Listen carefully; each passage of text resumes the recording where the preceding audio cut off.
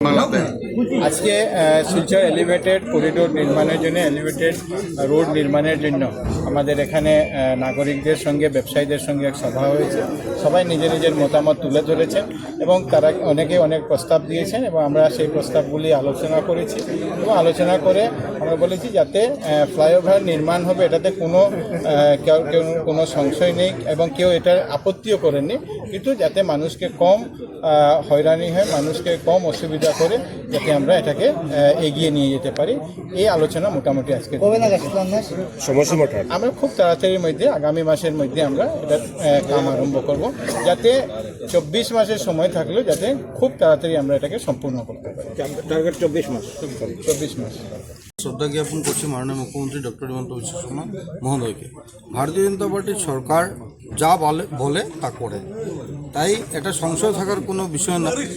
আমরা আজকের দিনে আমরা 6 বার অন্তত পক্ষে মাননীয় মুখ্যমন্ত্রী যখন 29 নভেম্বর 2022 বলে গেছিলেন ক্যাবিনেটে যে ফ্লাইওভার হবে, তার থেকে ধরি যদি আমরা 6 বার আজকের দিনে বসেছি। সর্ববৃহৎ সংখ্যায় আজকের দিনে আমরা উপস্থিত হয়েছি।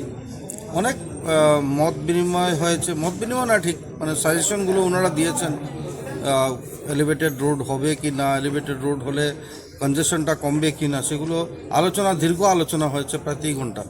কিন্তু একটা কথা আমরা বলছি যে শিলচরের ডেভেলপমেন্টের জন্য যদি কোনো সরকার কাজ করেছে তাহলে মুখ্যমন্ত্রী ডক্টর হিমন্ত বিশ্ব শর্মার সরকার কাজ করেছে, ভারতীয় জনতা পার্টির সরকার কাজ করেছে। আর ডেভেলপমেন্ট বন্ধ হবে না, রাজনীতি চলবে না, ডেভেলপমেন্ট হবে। মুখ্যমন্ত্রী ডিসেম্বরে এটাকে শিলান্যাস করবেন, সেটা কনফার্ম রয়েছে।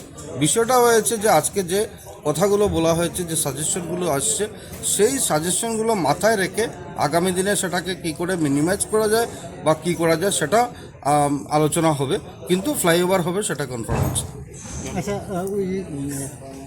প্রাথমিক পর্যায়ে সেটা বলা হয়েছে যে ল্যান্ডিংয়ের যে ব্যবস্থা, সেই ল্যান্ডিংয়ের ব্যবস্থা 2টা হয়তো থাকবে, কিন্তু ভবিষ্যতে যাতে আরও 5টা ল্যান্ডিং, যতটুকু ল্যান্ডিং যত বেশি প্রয়োজন আছে সেটা আমাদের সরকার করে দেবে। প্রাথমিকভাবে আমি আপনাদেরকে বলতে পারি যে আমরা অম্বিকাপট্টি সুভাষনগর সেদিকে একটা ল্যান্ডিং থাকছে, লোচন বৈরাগী রোড এদিকেও একটা প্রভিশন আছে ল্যান্ডিংয়ের, তারপর সোনাই রোডের প্রভিশন আছে ল্যান্ডিংয়ের।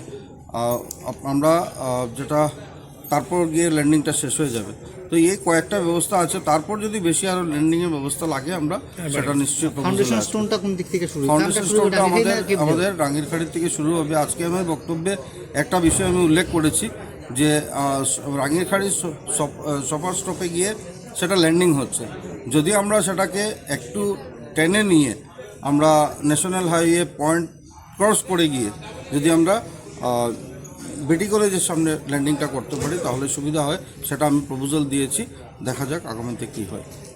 বিধায়ক হিসেবে সার্থক আপনার দেখুন শিলচরবাসী আমাকে দায়িত্ব দিয়েছে বিধায়ক হিসাবে, আর প্রথম দিন থেকেই আমি দায়িত্ব নিয়ে কাজগুলো করছি। আমাদের ভারতীয় জনতা পার্টির যে আমাদের সাংগঠনিক স্ট্রাকচার আছে, এই সাংগঠনিক স্ট্রাকচারকে নিয়ে চেষ্টা করছি। মাননীয় মুখ্যমন্ত্রী সম্পূর্ণ সহযোগিতা করছেন, আর সেটা বলতেই হবে যে শিলচরবাসী সম্পূর্ণ সহযোগিতা করেছেন বলে আজকের দিনে এত কাজ হয়েছে। इतने समय में आप उपस्थित हुए। माननीय मुख्यमंत्री के निर्देश के अनुसार हम इस एलिवेटेड कॉरिडोर के बारे में पब्लिक कंसल्टेशन मीटिंग आज ऑर्गेनाइज किए हैं।